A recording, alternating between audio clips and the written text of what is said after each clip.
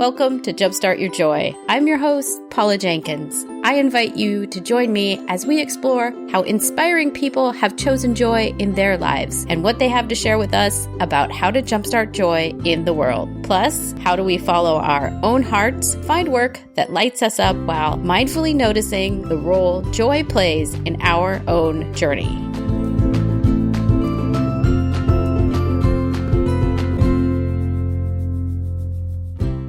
Welcome to episode 152. This is Paula Jenkins, the host of Jumpstart Your Joy. This week's show is all about finding a season for everything in your life. And I'm going to be sharing a couple of stories, one about my son when he was young, and how we can really discern if something is the right season and maybe let go of some of the stress of worrying about where we are in this moment. This is the third of 4 short solo casts that I'm trying out for August.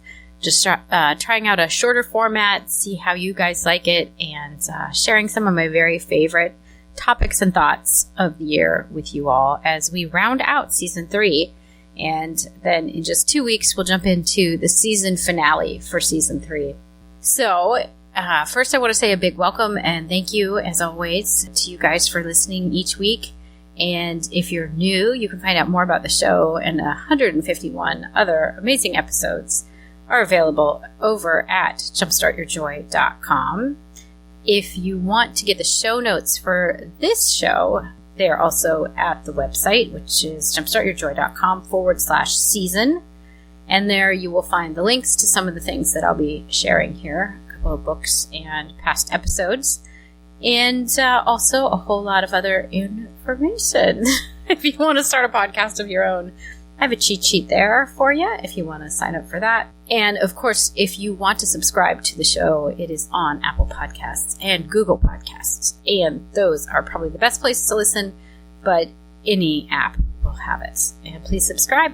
It is lovely to have you in the ranks and getting each episode, as it is auto-magically made available to you. It will be downloaded to your device if you are a subscriber. So that is a great reason to do it. So this week we are looking at really there being a season for everything. You know, and that could sound a little bit like the biblical verse, and maybe it is. But it's also kind of that notion that when the student is ready, the teacher appears, right? Because I think one of the things that becomes really difficult, and I kind of talked about it last week about feeling stuck and how to feel unstuck. And the idea being that I think a lot of times, either in our entrepreneurial journey or in our personal growth journey, we get this idea that maybe we should be further along than we should, or that we shouldn't hit a hard patch when we do, or that we wish that something would be different than how it is right now. Something that strikes me was probably 2 years ago. I was out having an afternoon lunch with a couple of friends, and I will call them out. It's Christy Tending, who has been on the show several times, and we are actually friends because of the show. So that'll be one of the link ups, is Christy and I's first conversation ever. It started a lovely friendship on the episode. And we were out walking in Hayward. If you live in the Bay Area, there's some really neat walking paths. I think it's the Hayward Estuary. It's out by the bay. It was a hot summer day, and we were out with our friend Kate Watson, kind of just talking about like what was going on. At the time, all three of us were, following our entrepreneurial journey, and it was a hot summer day. And as it has been for the last 3 years, and probably more, the winters have been really wet, and then the summers have been really hot and dry here in the Bay Area. So as we, and this estuary area is kind of like a marsh and floods over in part of the winter and then gets kind of hot and dry in the summer. And we were walking back to our cars and came across this place in the path where trucks had clearly driven through back when it was muddy. You know, you could see the big patches of, maybe where mud had kind of splattered up and made way for the tires. And had like caked on around, and you could see the tire treads.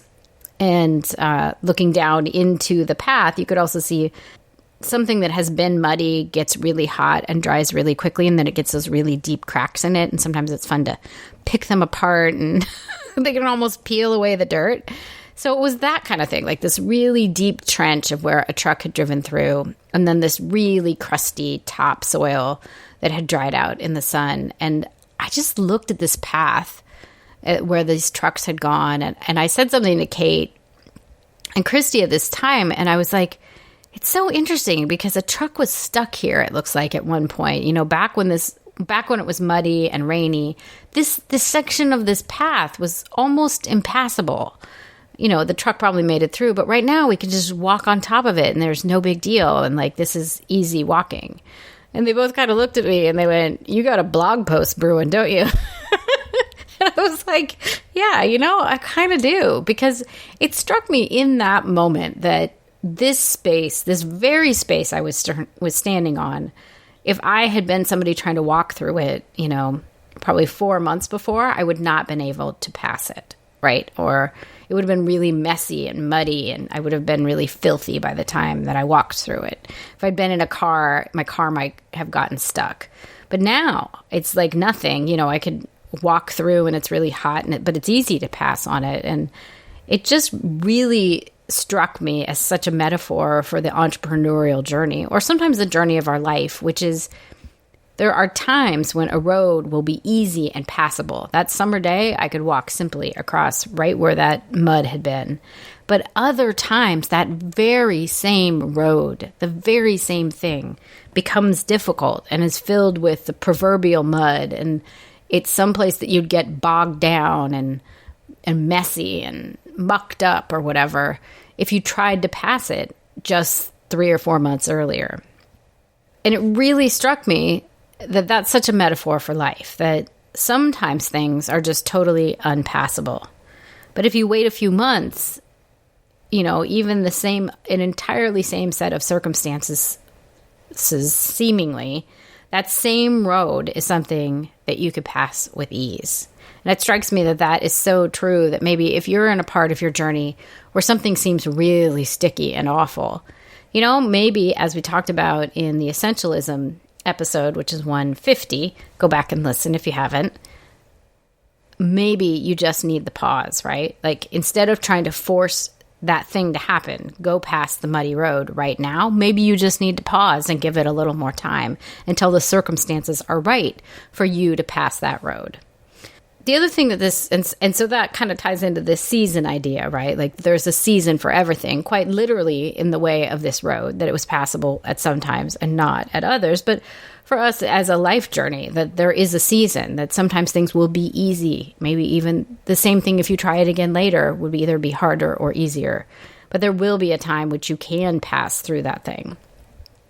And it reminds me of patience, and that we often think we are ready for things before we really are. And what we don't know is that the universe is really making the path smooth for us, right? In some way. And it also reminds me of a story about my son, who was maybe like 18 months old. And he went through a phase, I think a lot of children actually do this, where they try to chew on like extension cords, or put their finger in the light socket, or, you know, like all sorts of dangerous electrical things that make parents very nervous. And of course, we'd baby-proofed the home. But, you know, about the extension cords, you know, I would, you know, take them away from him, and he would scream and cry and be so upset and, you know, nearly unconsolable that I had taken this electrical cord away from, you know, the extension cord away from him. And of course, I know what parents know, which is that a baby shouldn't chew on an extension cord because it's dangerous. But what I could also see, and which was such a huge teaching moment, and it may seem so simple and obvious, but I could see this with new eyes in seeing his being so upset about having this thing taken away from him. I could see that each of us in many ways are probably just like this baby, right?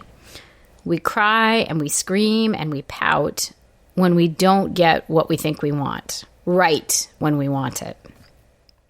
And we probably think, kind of like my son thought I was not being fair, we probably think the universe or God or whatever the higher powers that you believe in, we probably think that, you know, something isn't fair about it for us.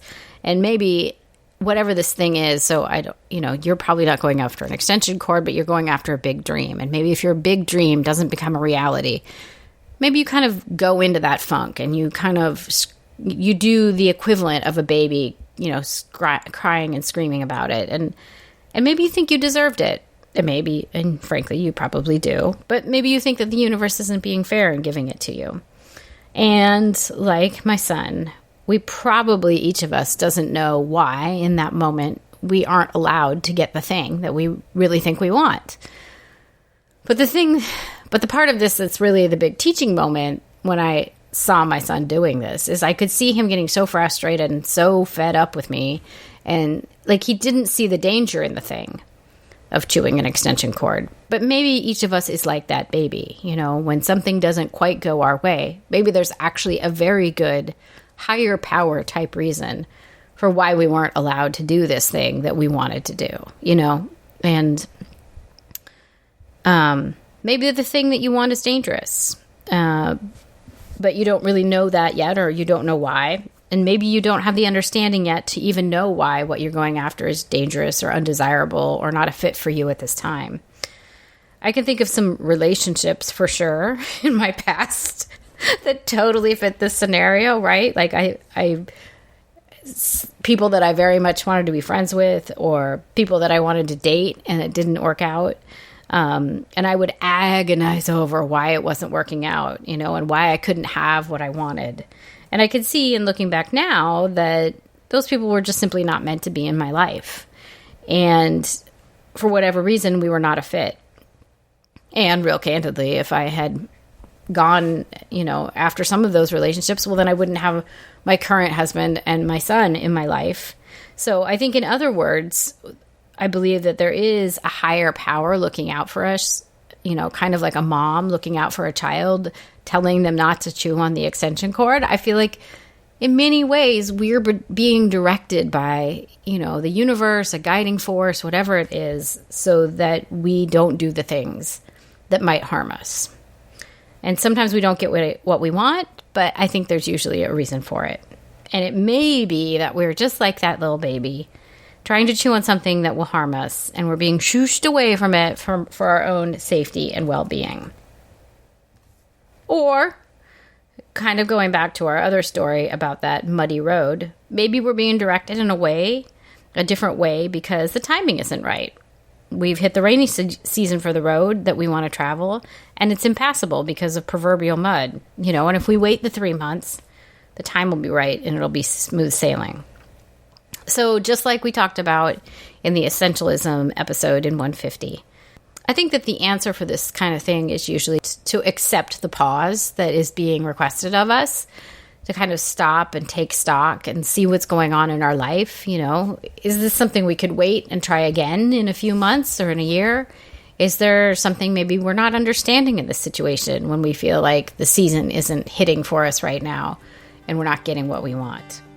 And so those are a couple of different lenses on how to see kind of that there is, in fact, a season for everything. And maybe if we just wait, or we try again, or we put our mind to it, or we accept that maybe some things aren't going to happen and are not right for us, that eventually all of these things will come around and what it is that we are looking for will come to fruition. So that is this week's episode. I will link up to the episode with Christy so you can hear how two people who met on a podcast eventually became friends. And I'll link up to Byron Katie as well, and episode 150, since I referenced that as well. Next week, I will be doing the final of the 4 August solo casts, and I hope you will come back for those, for more stories and a short episode. And until then, I hope that your days are filled with so much joy.